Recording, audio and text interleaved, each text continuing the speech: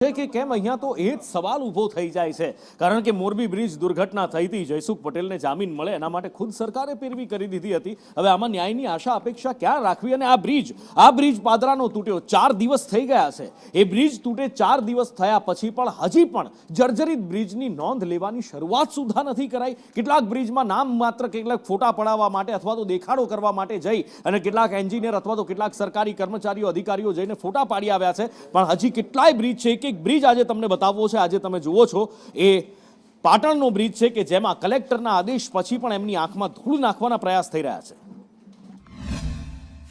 Highway રોડની અંદર જે પુલ છે બનાસ નદી ઉપર, તે પુલ ખૂબ જૂનો પુલ છે અને તેના ઉપર નીકળીએ તો પણ પુલ પણ ધુજારી મારે છે અને ડર લાગે છે।